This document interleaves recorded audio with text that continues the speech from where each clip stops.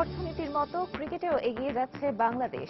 আগামীতে বিশ্বকাপ জয়ের আভাস মিলছে এখনকার পারফরম্যান্সে। টাইগারদের পাশে প্রধানমন্ত্রী। রোববার সিরিজের প্রথম টি-20তে লড়াইয়ে নামছে বাংলাদেশ দক্ষিণ আফ্রিকা। টিকিটের জন্য হাহাকার, পুলিশের লাঠিপেটা, চাঁদাবাজির অভিযোগ।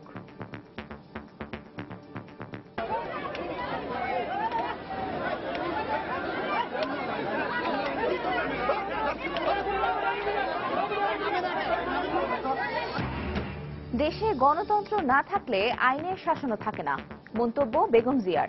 অবিলম্বে গ্রহণযোগ্য নির্বাচন দেওয়ার দাবি। দায়িত্বজ্ঞানহীন সমালোচনার কারণেই ক্ষতিগ্রস্ত হয় বিচার ব্যবস্থা, বললেন প্রধান বিচারপতি। সাধারণ মানুষের আস্থা বাড়াতে সংস্কারের তাগিদ অর্থমন্ত্রীর। এবং দ্বিতীয় দিনের শুরুতেই ঈদের আগাম টিকিট শেষের ঘোষণায় সাধারণ মানুষের ক্ষোভ। চট্টগ্রামেও একই চিত্র। কাউন্টার থেকে শোনানো হলো সীমাবদ্ধতার কথা।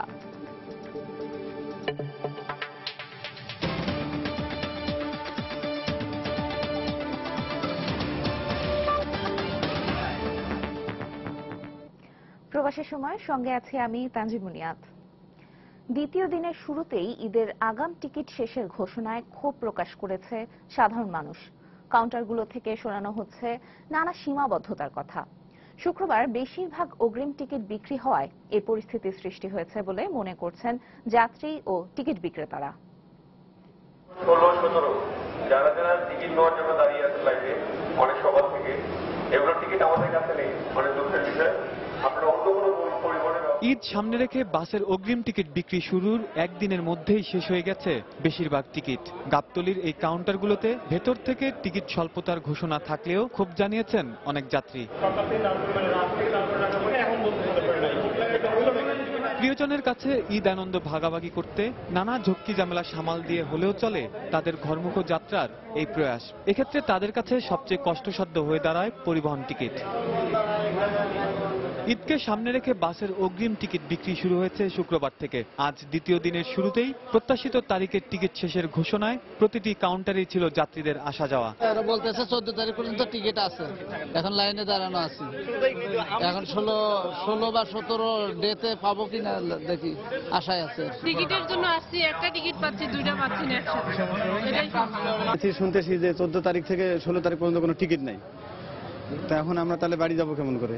এদিকে যাত্রীদের অভিযোগ মেনে নিয়ে সীমাবদ্ধতার কথা স্বীকার করেছেন কাউন্টারগুলোর টিকিট বিক্রেতারা। 14, 15, 16 জন্য চাপ ছিল, আর এইটাতে বেশিরভাগ টিকিট বিক্রি হয়ে গেছে। মানুষ এই টিকিটগুলো পাচ্ছে না এই কাঙ্ক্ষিত সময়ের। আর এখন 12-13 আছে, এগুলো মানুষ নিচ্ছে না আর কি। 85% টিকিট নিয়ে গেছে। তো এখন ঘটনা হলো যে কিছু টিকিট আছে হয়তো পিছনে লাস্টের দিকে একটা লাইন বা দুইটা লাইন এরকম আছে। বেশিরভাগ টিকিট বিক্রি শেষ হয়ে গেলেও আগামী 5 জুলাই সন্ধ্যা 6টা পর্যন্ত কিছু আগাম টিকিট দেয়া হবে বলে আশ্বাস দেয়া হয়েছে পরিবহন সংশ্লিষ্টদের পক্ষ থেকে। সাইফুল ইসলাম জুয়েল, সময় সংবাদ, ঢাকা। এদিকে মাত্র কয়েক মিনিটের মধ্যেই বিক্রি হয়ে যায় চট্টগ্রাম থেকে দেশের উত্তর ও দক্ষিণাঞ্চলের 64টি রুটের বাসের আগাম টিকিট। টিকিটের জন্য শনিবার ভোরেই লাইনে দাঁড়ান ঘরমুখ মানুষ। আর সকাল 9টা থেকে নগরের বিআরটিসি, পাহাড়তলী, একে খান, অলঙ্কার মোড়ের কাউন্টার থেকে একযোগে আগাম টিকিট বিক্রি শুরু করে পরিবহন কর্তৃপক্ষ। তবে বিক্রি শুরুর কিছুক্ষণের মধ্যে টিকিট শেষ হয়ে যাওয়ায় অনেকেই হতাশ হয়ে বাড়ি ফেরেন। এদিকে 14, 15 ও 16 জুলাই ছাড়া অন্য দিনের কিছু টিকিট থাকলেও তার দাম দ্বিগুণ রাখা হয় বলে অভিযোগ করেন যাত্রীরা।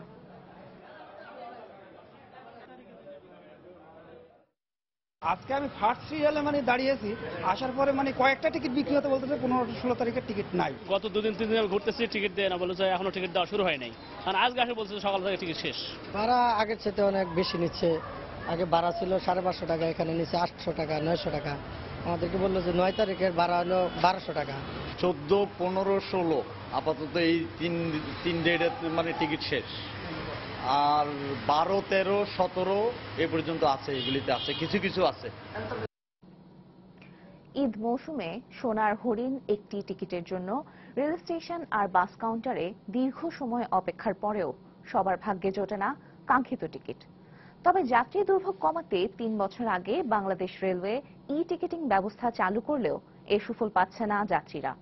অন্যদিকে সড়ক পরিবহনের ক্ষেত্রে এখনো ই টিকিটিং চালুই হয়নি।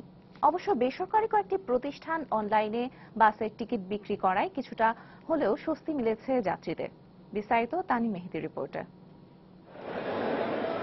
ঈদে ঘরমুখো মানুষের কাছে বাস ট্রেনের টিকিট প্রতি বছরই হয়ে ওঠে সোনার হরিণ। কমলাপুর রেল স্টেশনে টিকিটের জন্য রাত জেগে অপেক্ষা করার এই চিত্র কারো কাছেই অপরিচিত নয়। টিকিট প্রত্যাশীদের দুর্ভোগ কমাতে 2012 সালে কর্তৃপক্ষ ই টিকিটিং ব্যবস্থা চালু করলেও তাতে সন্তুষ্ট নন যাত্রীরা। ই টিকিটিং ব্যবস্থা আরো সহজ করার দাবি তাদের। অনলাইনে ঈদের টিকিট সম্পর্কে আমি যেটুকু দেখছি যে আপনি যদি প্রিভিয়াসলি কাটার চেষ্টা করেন আসলে এইভাবে অ্যাভেলেবেল থাকে না। তো আমি অনলাইনে টিকিট কাটবো, আমার অতিরিক্ত 80 থেকে 100 টাকা আমার অনলাইনে ভ্যাট দিতে হবে কেন? Isn't it? সো এখানে এই জিনিসটা আমাদেরকে টেক কেয়ার করা উচিত। এটার কোটাটা যদি আরেকটু বেশি থাকতো তাহলে মনে হয় আরো ভালো হইতো। মানে সিটের অ্যামাউন্টটা অনলাইনে একদমই কম থাকে। অনলাইনের এই সুবিধাটা হলে হচ্ছে বেসিক্যালি আমাদের লাইনে দাঁড়িয়ে যে কষ্টটা করতে হয় ওটা থেকে অনেকটা মুক্তি পেতে পারতাম। রেলমন্ত্রী জানালেন, যাত্রীদের সুবিধার কথা মাথায় রেখে আগামীতে ই টিকিটিং ব্যবস্থা আরো সহজ করা হবে, আর এতে করে কমে আসবে কালোবাজারের সংখ্যাও। আরো বেশি করে যাত্রীদেরকে সেবা দেওয়ার জন্য অনলাইনে আরো টিকিট বেশি করা, সহজ পদ্ধতি করা, এটা আমাদের বিবেচনা আছে। ঈদের পরে এক্সপার্টরা বসে এই ব্যাপারে আমরা সিদ্ধান্ত নিয়ে যাত্রীদেরকে অনলাইনের ব্যাপারে আরো বেশি করে সেবা দেওয়ার জন্য গুরুত্বপূর্ণ পদক্ষেপ নেব। রেলের পাশাপাশি রাজধানীর বাস কাউন্টারগুলোতেও টিকিট পেতে দুর্ভোগ পোহাতে হয় যাত্রীদের। সম্প্রতি বেশ কয়েকটি বেসরকারি প্রতিষ্ঠান অনলাইন আর মুঠোফোনের মাধ্যমে দেশের বিভিন্ন রুটের বাস টিকিট বিক্রি করছে। অনলাইনের ক্ষেত্রে এখনো মানুষের একটু দ্বিধা আছে। এখানে ভরসা 100% করতে পারবে, বিকজ প্রত্যেকটা অপারেটরদের সাথে যাদের টিকিট আমরা বিক্রি করছি ওদের সাথে আমাদের পুরো লিগ্যাল এগ্রিমেন্ট আছে। টিকিটটা যে অনার হবে না এরকম ইনসিডেন্স কোনোদিন হয়নি আমাদের। 1 বছরে হয়নি আর এখনো হবে না, বিকজ এদের সাথে আমরা কাজ করে আসছি এতদিন ধরে। ঘরমুখো মানুষের ই টিকিটিং ব্যবস্থার সুফল দিতে সরকারি পৃষ্ঠপোষকতার দাবি জানিয়েছে বেসরকারি প্রতিষ্ঠানগুলো। তানিম মেহেদি, সময় সংবাদ, ঢাকা। প্রধানমন্ত্রী শেখ হাসিনা বলেছেন, অর্থনীতির মতো ক্রিকেটেও এগিয়ে যাচ্ছে বাংলাদেশ। বাংলাদেশ একদিন বিশ্বকাপ জয় করবে, তারই আভাস মিলছে ক্রিকেটারদের পারফরমেন্সে। গণভবনে জাতীয় ক্রিকেট দলকে দেয়া সংবর্ধনা অনুষ্ঠানে তিনি কথা বলেন। তিনি আরো বলেন, বাংলাদেশ দলকে এখন থেকে সমীহ করতে হবে ক্রিকেট বিশ্বের সব দলকে। বিশ্বকাপে দৃষ্টিনন্দন ক্রিকেট আর দেশের মাটিতে পাকিস্তানকে ধবল ধোলাই, নজর কাড়া এমন পারফরমেন্সে পুরস্কৃত করা হবে পুরো দলকে, এমন ঘোষণা ছিল প্রধানমন্ত্রীর। এরই ধারাবাহিকতায় পুরো দলকে দেয়া হলো 8,23,59,000 টাকা। প্রধানমন্ত্রী শেখ হাসিনার হাত থেকে পুরস্কার পেয়ে উচ্ছ্বসিত পুরো দল। আমাদের জন্য সবাই দোয়া করবেন। বিশ্বকাপে পরপর 2 ম্যাচে সেঞ্চুরির জন্য সবচেয়ে বেশি অর্থযোগ হলো অলরাউন্ডার মাহমুদুল্লাহ রিয়াদের। এছাড়া মুশফিক, তামিম, সাকিব, রুবেল, তাসকিন, সাব্বির এবং সম্মুখে দেয়া হলো বিশেষ বোনাস। আর কৃতিত্বপূর্ণ অধিনায়কত্বের জন্য মাশরাফি বিন মর্তুজাও যোগ হলেন এই তালিকায়। 2 সিরিজে দলে না থাকলেও হালের সেন্সেশন পেসার মুস্তাফিজুর রহমানকে দেয়া হলো 6 লাখ টাকা। পুরস্কারের অর্থ তুলে দিয়ে প্রধানমন্ত্রী বললেন, আর্থসামাজিকভাবে বাংলাদেশ যেভাবে এগিয়ে যাচ্ছে একই গতিতে উঠে এসেছে বাংলাদেশের ক্রিকেট। একদিন বাংলাদেশ ওয়ার্ল্ড কাপ জিতবে এবং আমরা যে ভবিষ্যতে পারবো তার কিছু নমুনা ইতিমধ্যে আমরা পেলাম। কারণ ওয়ার্ল্ড কাপে চ্যাম্পিয়ন যারা হয়েছে সেই ধরনের টিমকে একেবারেই নাস্তানাবুদ করে ছেড়ে দেওয়া, এটা কিন্তু খুব বড় একটা বিষয়। ছেলেরা প্রমাণ করে দিচ্ছে বাংলাদেশকে হিসাব করে চলতে হবে। ভয়ভীতির ঊর্ধ্বে থেকে আত্মবিশ্বাস নিয়ে খেলোয়াড়দের মাঠে নামার পরামর্শ দিলেন প্রধানমন্ত্রী। প্রতিপক্ষকে কখনো ছোট করে দেখা যাবে না, আবার প্রতিপক্ষকে ভয়ও পাওয়া যাবে না। তাদের সঙ্গে প্রতিযোগিতায় কিভাবে আরো নিজেকে উন্নত করা যায় সেই চিন্তা ভাবনা মাথায় সব সময় থাকতে হবে। ইনশাআল্লাহ বাংলাদেশ এগিয়ে যাচ্ছে, বাংলাদেশ এগিয়ে যাবে। প্রধানমন্ত্রীর নির্দেশে এবার খেলোয়াড়দের বাইরে কোচ, নির্বাচক এবং সকল সাপোর্টিং স্টাফদেরও দেয়া হলো পুরস্কারের অর্থ। শাহ আলী জয়, সময় সংবাদ, ঢাকা। রোববার থেকে শুরু হচ্ছে বাংলাদেশ দক্ষিণ আফ্রিকা টি-20 ম্যাচ। ম্যাচের টিকিট প্রত্যাশীদের উপর পুলিশের নির্বিচার লাঠিপেটা ও এ সংক্রান্ত একটি রিপোর্ট থাকছে সংবাদের শেষ অংশে। বিএনপি চেয়ারপারসন বেগম খালেদা জিয়া বলেছেন, গণতন্ত্র না থাকলে আইনের শাসনও থাকে না, তাই দেশে গণতন্ত্র প্রতিষ্ঠার কোনো বিকল্প নেই। শনিবার সন্ধ্যায় রাজধানীর সুপ্রিম কোর্ট মিলনায়তনে জাতীয়তাবাদী আইনজীবী ঐক্যের আয়োজনে এক ইফতার পার্টি অনুষ্ঠানে তিনি একথা বলেন। অতি দ্রুত সবার কাছে গ্রহণযোগ্য একটি নির্বাচন দেওয়ারও দাবি জানান বেগম জিয়া। দেশে আজকে গণতন্ত্র ফিরিয়ে আনা দরকার, আইনি শাসন দরকার, মৌলিক অধিকার মানব অধিকার দরকার, জনগণের নিরাপত্তা দরকার। এই পুলিশ র্যাব যে গুম খুন করছে, আজকে কয়টার বিচার হয়েছে? বাসে আগুন দিয়েছে পুলিশ, পেট্রোল বোমা মেরেছে পুলিশ, কিন্তু এই পুলিশ এখানে কেন কেস হয় না? পুলিশকে কেন জিজ্ঞাসাবাদ করা হয় না? গুম খুন বন্ধ হওয়া দরকার। বন্ধ না হলে শুধু বিএনপি লোককে শাস্তি দিয়ে এই দেশে কোনো উন্নয়ন বা কোনো শান্তি বা দেশের কোনো কল্যাণ করা যাবে না। সেজন্য প্রত্যেকেই বলছে যে অবিলম্বে নির্বাচনের প্রয়োজন। আর সেই নির্বাচনটা কিরকম হতে হবে? নিরপেক্ষ সরকারের অধীনে একটা অবাধ, সুষ্ঠু, সকলের কাছে গ্রহণযোগ্য এবং সকলের অংশগ্রহণমূলক একটা নির্বাচন। প্রবাসের সময় আরো থাকছে, যশোরে গৃহকর্ত্রীকে বেঁধে রেখে গৃহ পরিচারিকাকে গণধর্ষণের অভিযোগ, নগদ টাকা ও এটিএম কার্ড সহ প্রয়োজনীয় কাগজপত্র লুট, একজন আটক। এবং ঈদে বেতন বোনাস পাওয়া নিয়ে শঙ্কা নারায়ণগঞ্জের পোশাক শ্রমিকদের। রাজনৈতিক অস্থিরতা কাটলেও মন্দাভাব কাটেনি বলছে মালিকরা। 20 রোজার মধ্যে পরিশোধের তাগিদ।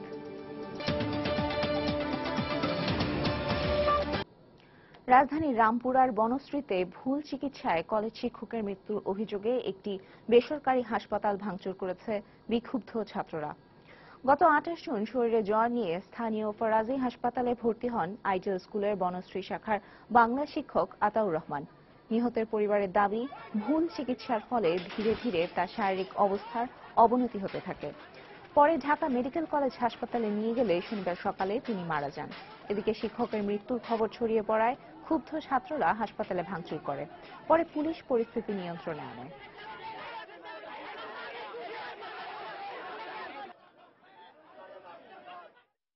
হাসপাতাল ফরাজি তার মালিক পক্ষ এখানে এসেছেন, তাদের ছাত্রদের সাথে আলোচনা করেছি।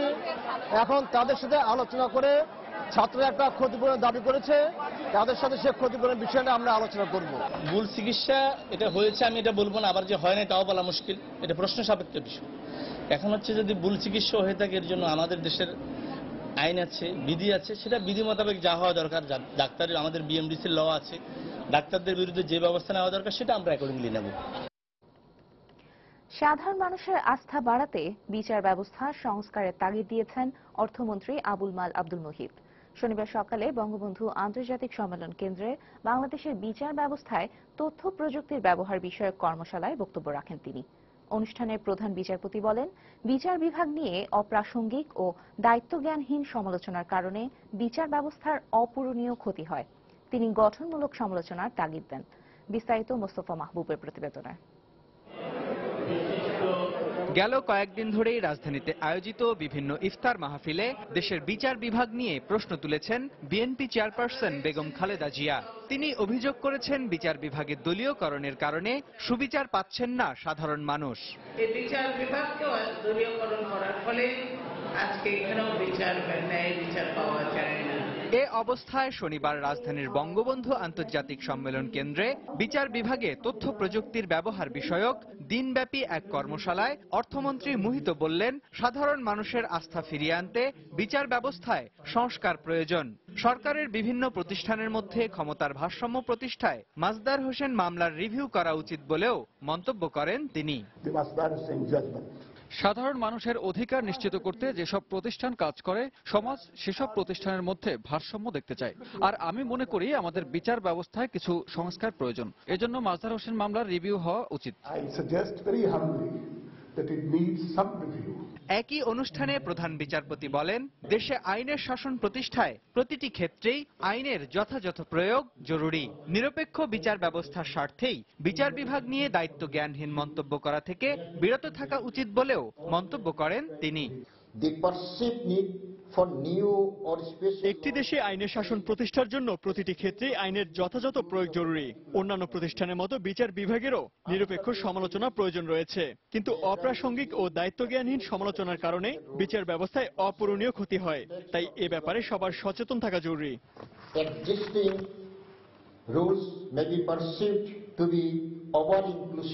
এ সময় আইনমন্ত্রী বলেন, বিচার ব্যবস্থায় তথ্য প্রযুক্তির ব্যবহার মামলা জট কমাতে সাহায্য করবে। মোস্তফা মাহবুব, সমাজ সংবাদ, ঢাকা। বিচারপতি, কূটনৈতিক, ঊর্ধ্বতন সামরিক, বেসামরিক কর্মকর্তাদের সঙ্গে গণভবনে ইফতার করেছেন প্রধানমন্ত্রী শেখ হাসিনা। শনিবার গণভবনে এই ইফতার মাহফিলের আয়োজন করা হয়। ইফতারে আসা অতিথিদের টেবিলে গিয়ে শুভেচ্ছা জানান প্রধানমন্ত্রী শেখ হাসিনা। গণভবনে এই ইফতারে অংশ নেন প্রধান বিচারপতি, উচ্চ আদালতের বিচারপতি, বিভিন্ন দেশ বিদেশি কূটনৈতিক, সশস্ত্র বাহিনীর ঊর্ধ্বতন কর্মকর্তা, মন্ত্রিপরিষদ সচিব এবং সরকারি বিভিন্ন পর্যায়ের পদস্থ কর্মকর্তারা। এ সময় দেশ জাতির কল্যাণ কামনা করে দোয়া ও মোনাজাত করা হয়।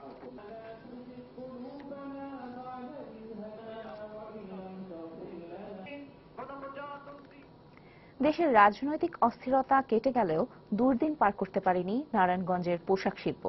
এ অবস্থায় মালিকদের দাবি, অর্ডার কমে যাওয়ায় অনেক কারখানার গোডাউনে স্তূপ হয়ে পড়ে আছে উৎপাদিত পণ্য।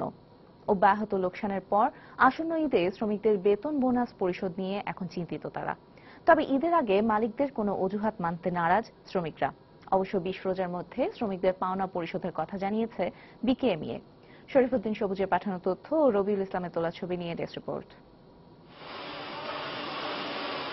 চলতি বছরের শুরু থেকে রাজনৈতিক অস্থিরতার মুখে পড়ে দেশের পোশাক শিল্প খাত। বছরের শুরুতেই টানা 93 দিনের হরতাল অবরোধে পোশাক কারখানাগুলোর অর্ডার কমে আসে আশঙ্কাজনক হারে। ধীরে ধীরে রাজনৈতিক পরিস্থিতির অনেকটা উন্নতি হলেও মন্দাভাব কাটেনি নারায়ণগঞ্জের পোশাক শিল্পে। চাহিদা অনুযায়ী ক্রেতা না পাওয়ায় অনেক কারখানার গোডাউনে এখনো পড়ে আছে উৎপাদিত পণ্য।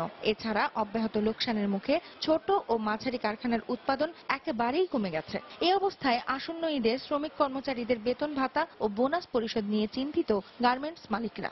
ঈদের বোনাসটা দিতে গেলে, ঈদের বেতনটা দিতে গেলে তাদের 2-3 মাসের একটা খরচের মতো 1 মাসেই পড়ে যায়। সেই জন্য হয়তো কিছুটা মালিকরা চিন্তিত। প্রতি বছরই ঈদের আগে কাজের খুব চাপ থাকে বা একটা কাজের ফ্লো থাকে। এবছর রাজনৈতিক অস্থিতিশীলতার কারণে আমরা ওরকম ভাবে কাজ পাইনি। তবে ঈদের আগে মালিকদের কোনো অজুহাত মানতে নারাজ শ্রমিক নেতারা। আর আগে ভাগেই বেতন বোনাস পরিশোধের দাবি শ্রমিকদের। আমরা বাপ মার সাথে ঈদ যে সুন্দরভাবে ঈদ কেনাকাটা করতে পারি, গাড়ি মালিক যদি দেরি করে দেয়, রাস্তায় যদি আমরা জাম থাকে, আমরা ঈদ করতে পারি না। আমরা যাতে কিছু খাবার কিনে খেতে পারি, ভালো একটা ড্রেস কিনে পড়তে পারি, যাতে সবার সাথে আনন্দ করতে পারি। 20 রমজানের মধ্যে তাকে বোনাসটা দিয়ে দিল, অন্তপক্ষে শ্রমিক তার সামান্য কেনাকাটা তার পূর্ব করে সেরে ফেলতে পারে। বোনাসের নামে 50 টাকা, 500 টাকা, 100 টাকা যাতে না হয়, আইন অনুযায়ী পাওনাটি বোনাস হয়, সেটি যেন শ্রমিকরা পায়। অবশ্য 20 রোজার আগেই শ্রমিকদের প্রাপ্য বেতন ভাতা ও বোনাস পরিশোধ করা হবে বলে আশ্বাস দিলেন নিট গার্মেন্টস মালিকদের সংগঠক বিকেএমই এর সভাপতি। আমাদের কাছে এই ধরনের কোনো সংবাদ আসে নাই যে আমাদের কোনো সদস্য তার বেতন দিতে পারবে না। বেতন বাধ্যতামূলক, যেটা আমরা অ্যাসোসিয়েশন থেকে বলে দিচ্ছি, যে কোনো উপায়ে বেতন দিতে হবে, ব্যবসা হোক আর না হোক। জেলায় ছোট বড় মিলিয়ে 800 গার্মেন্টসে প্রায় 10 লাখ শ্রমিক কাজ করছেন। এর মধ্যে শুধুমাত্র বিসিক শিল্পনগরীর 400 নিট গার্মেন্টস বছরে আয় করছে প্রায় 2,500 কোটি টাকা। সময় সংবাদ, নারায়ণগঞ্জ। একাদশ শ্রেণীতে ভর্তি হতে দুর্ভোগ যেন পিছু ছাড়ছে না ভর্তি ইচ্ছু শিক্ষার্থীদের। প্রাথমিক জটিলতা কাটিয়ে ভর্তি হলেও মাইগ্রেশন করতে গিয়ে বিড়ম্বনায় পড়তে হচ্ছে বলে অভিযোগ ভর্তি ইচ্ছুদের। অবশ্য ঢাকা শিক্ষা বোর্ড ও বুয়েটের বিশেষজ্ঞরা জানিয়েছেন, শিক্ষার্থীদের সমস্যা সমাধানে সব ধরনের চেষ্টা চালিয়ে যাচ্ছেন তারা। মাধ্যমিক পরীক্ষায় ভালো ফল করার পরেও পছন্দের কলেজে ভর্তি হতে না পারা শিক্ষার্থীরা মাইগ্রেশনের শেষ দিন শনিবারেও ভিড় জমায় শিক্ষা বোর্ডগুলোর কার্যালয়ে। অনলাইনে ভর্তি শুরুর পর নানা জটিলতা পার হয়ে ইতোমধ্যে অনেকেই বিভিন্ন কলেজে ভর্তি হলেও এখনো অনেক শিক্ষার্থী ভর্তি জটিলতা কাটিয়ে উঠতে পারেনি। আমার ছোট বোন তো আপনার বদরুন্নেসা কলেজে তো ফর্ম জমা দিছে, ওর নামই উল্লেখে আসে নাই।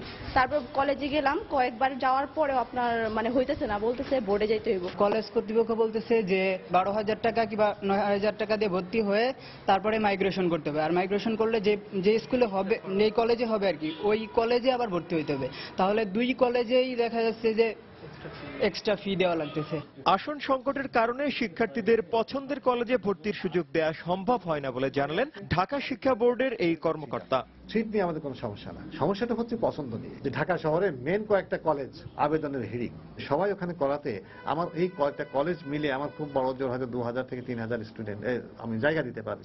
অনলাইন ভর্তি কার্যক্রমের সঙ্গে জড়িত বুয়েটের বিশেষজ্ঞ টিমের এই সদস্য জানিয়েছেন, প্রাথমিকভাবে ক্ষতিগ্রস্ত শিক্ষার্থীদের সমস্যা সমাধানে কাজ করে যাচ্ছেন তারা।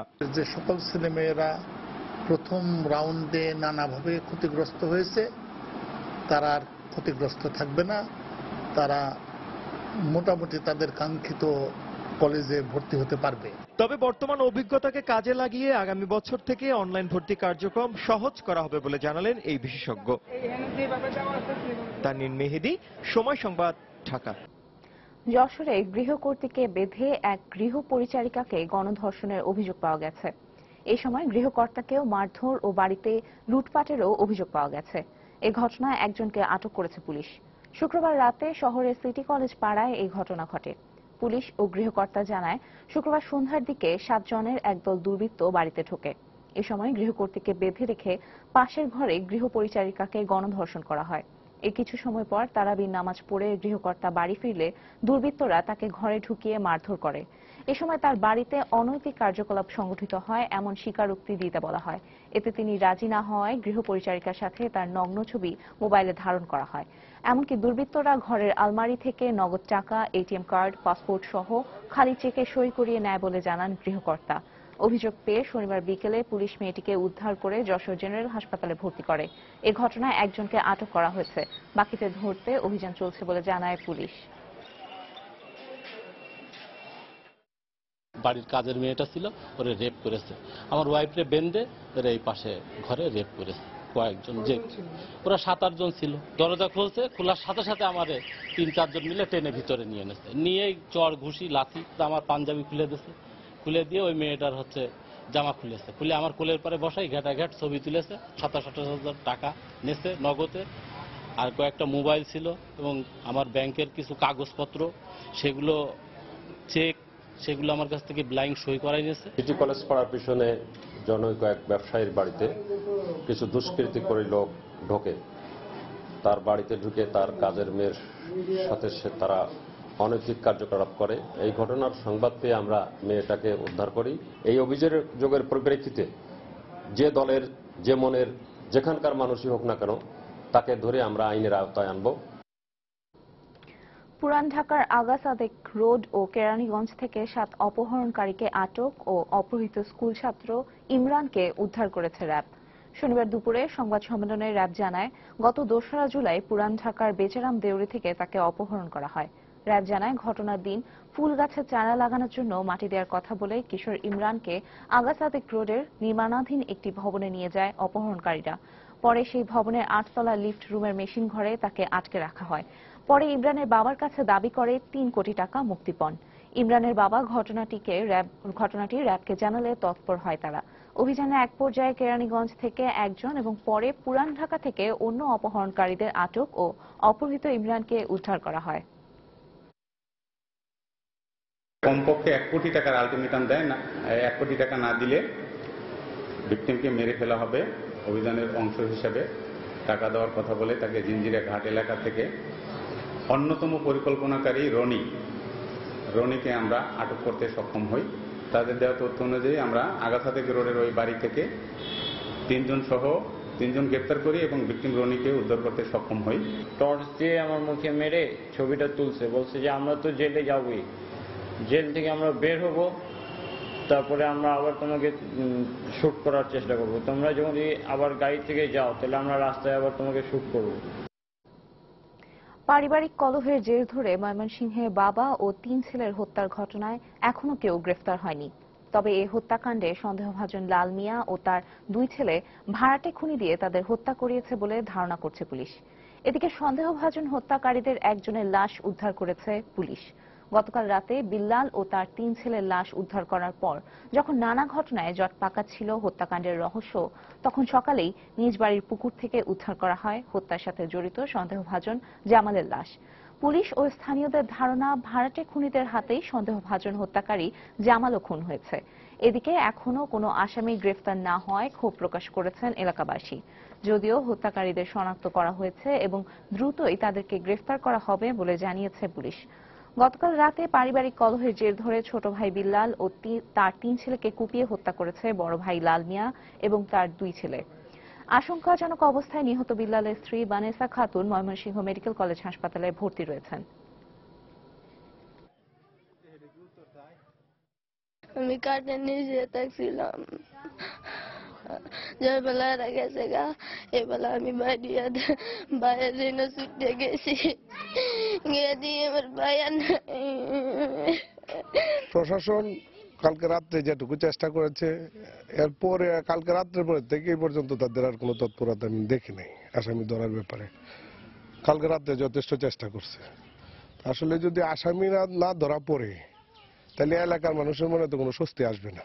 জামাল হত্যাকারীদের মূল হোতা ছিল সে 4টা হত্যাকাণ্ডে সে সরাসরি অংশগ্রহণ করে এবং পরবর্তীতে পালিয়ে যাওয়ার সময় বা অন্য কোনো প্রতিরোধের সম্মুখীন হয়ে বা কিভাবে সে নিহত হয়েছে সেই বিষয়টা এখনো আমাদের কাছে পরিষ্কার না। বিষয়টা তদন্ত চলছে। আসামি ধরার ব্যাপারে আমাদের অনেকগুলো টিম কাজ করতেছে। আমরা আশা করি খুব অচিরেই এটার একটা সাফল্য আমরা পাবো। এবার প্রবাসের খবর। হাতে লেখা পুরনো বাংলাদেশি পাসপোর্টে এক দেশ থেকে অন্য দেশে ভ্রমণের শেষ সময় চলতি বছরের 24 নভেম্বর। এরপরও মেশিন রিডেবল পাসপোর্টে ভ্রমণ বাধ্যতামূলক। তাই ব্রিটেনে বাংলাদেশি প্রবাসীদের কাছে এই পাসপোর্ট দেওয়ার জন্য কাজ করে যাচ্ছে লন্ডনস্থ বাংলাদেশ হাইকমিশন।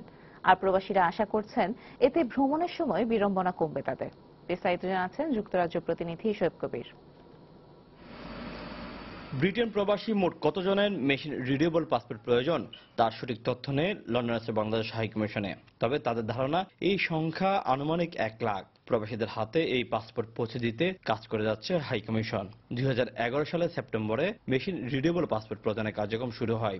এখন পর্যন্ত প্রায় 30,000-এর মতো প্রবাসীকে এই আধুনিক পাসপোর্ট প্রদান করা হয়।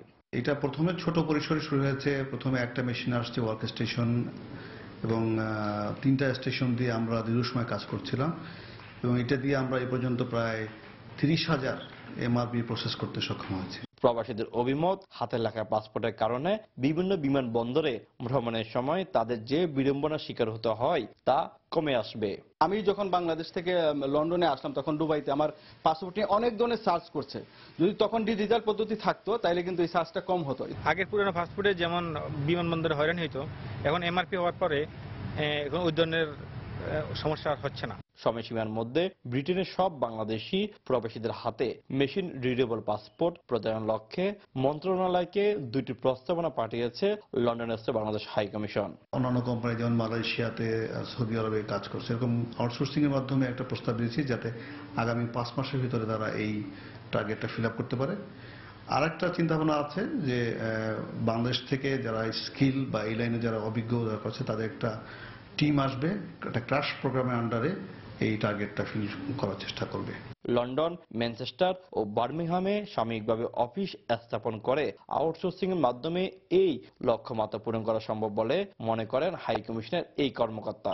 2015 সালের 24 নভেম্বরের পরে কোনো ব্যক্তি মেশিন রিডেবল পাসপোর্ট ছাড়া এক দেশ থেকে অন্য দেশে ভ্রমণ করতে পারবে না। আর তাই সরকারের পাশাপাশি ব্রিটিশ প্রবাসীরা বিষয়টি বেশ গুরুত্ব সহকারে দেখছেন। মেশিন রিডেবল এই পাসপোর্টটি পেতে প্রতিদিনই আবেদন করছেন শত শত বাংলাদেশি। শোয়েব কবির, সময় সংবাদ, লন্ডন। রমজান উপলক্ষে সংযুক্ত আরব আমিরাতে আহাদ ফাউন্ডেশন ও আলবোরাক গার্মেন্টসের আয়োজনে শুরু হয়েছে 6 দিনব্যাপী কোরআন তেলাওয়াত প্রতিযোগিতা। সারজার হোদাইবিয়া হলরুমে প্রতিযোগিতার বাছাই পর্বে 3 শতাধিক প্রতিযোগী থেকে 100 জনকে বাছাই করেন বিচারকরা। চূড়ান্ত পর্বে বিজয়ীকে 1 লাখ টাকা পুরস্কার সহ সোনার মেডেল ও সার্টিফিকেট দেওয়া হবে বলেও জানিয়েছেন আয়োজকরা। প্রতিযোগিতার আয়োজক ক্যাপ্টেন আহাদ জানান, প্রবাসী পরিবারের ছেলে মেয়েদের ইসলামী শিক্ষায় উৎসাহ করাই এই আয়োজনের মূল লক্ষ্য। আগামী 8 জুলাই অনুষ্ঠিত হবে চূড়ান্ত পর্ব। নিখোঁজ ব্রিটিশ বাংলাদেশি পরিবার সিরিয়ায় আইএস নিয়ন্ত্রিত এলাকায় পৌঁছেছে বলে অনলাইনে প্রকাশিত এক বিবৃতিতে জানিয়েছে পরিবারটি। এছাড়া আইএস সংশ্লিষ্ট টুইটার অ্যাকাউন্টের মাধ্যমে প্রকাশিত ছবিতে দেখা যায় পরিবারটির প্রধান মোহাম্মদ আব্দুল মান্নান তার স্ত্রীকে নিয়ে একটি অজ্ঞাত স্থানে বসে আছে। গোয়েন্দা কর্মকর্তাদের ধারণা জায়গাটি সিরিয়ার আইএস নিয়ন্ত্রিত কোনো স্থান হতে পারে। এদিকে বিবিসি জানিয়েছে পরিবারটির সদস্যরা তাদের স্বজনদের ফোন করে সিরিয়ায় পৌঁছার কথা জানিয়েছে। 12 সদস্যের পরিবারটি গত 10 এপ্রিল বাংলাদেশে বেড়াতে আসেন। বাংলাদেশ থেকে তাদের তুরস্ক হয়ে ব্রিটেন ফেরার কথা থাকলেও 11 মে তুরস্ক নামার পর তাদের আর কোনো খোঁজ পাওয়া যায়নি।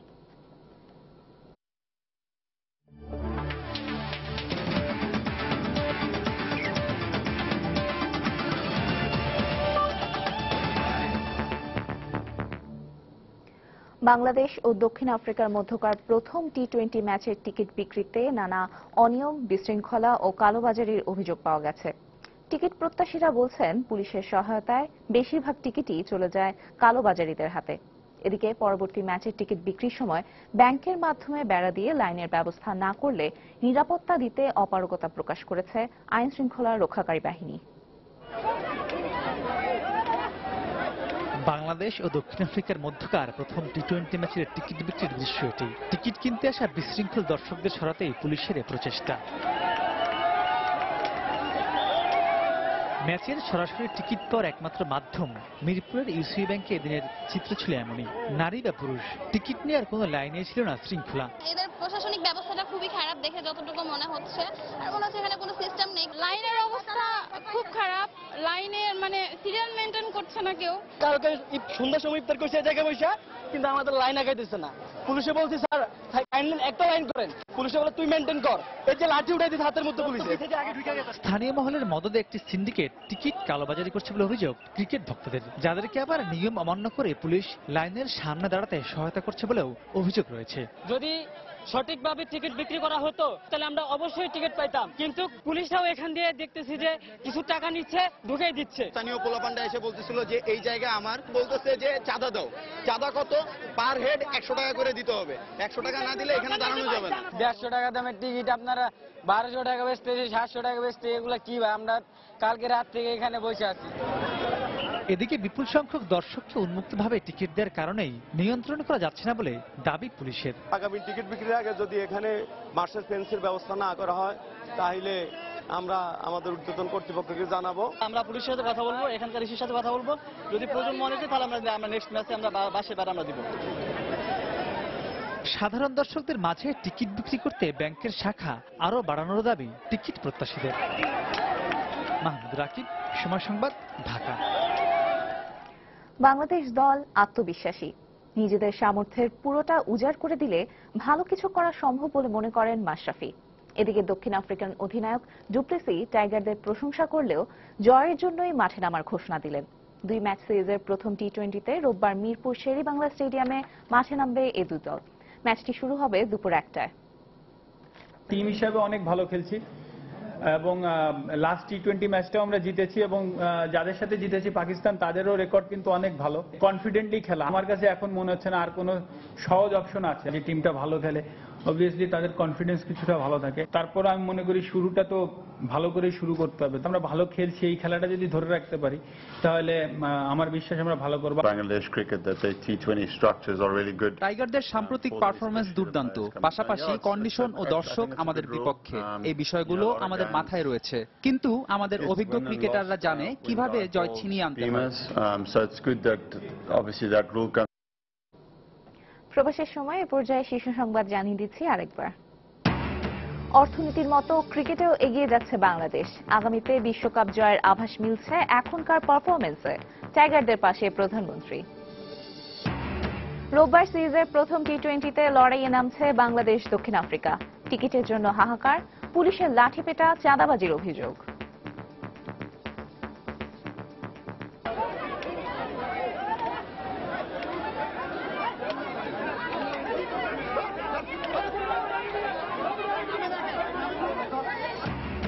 দেশে গণতন্ত্র না থাকলে আইনের শাসনও থাকে না, মন্তব্য বেগম জিয়ার। অবিলম্বে গ্রহণযোগ্য নির্বাচন দেওয়ার দাবি।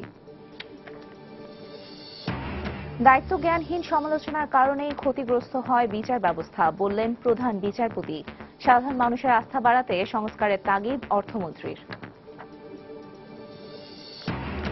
এবং দ্বিতীয় দিনের শুরুতেই ঈদের আগাম টিকিট শেষের ঘোষণায় সাধারণ মানুষের ক্ষোভ। চট্টগ্রামেও একই চিত্র। কাউন্টার থেকে শোনানো হলো সীমাবদ্ধতার কথা।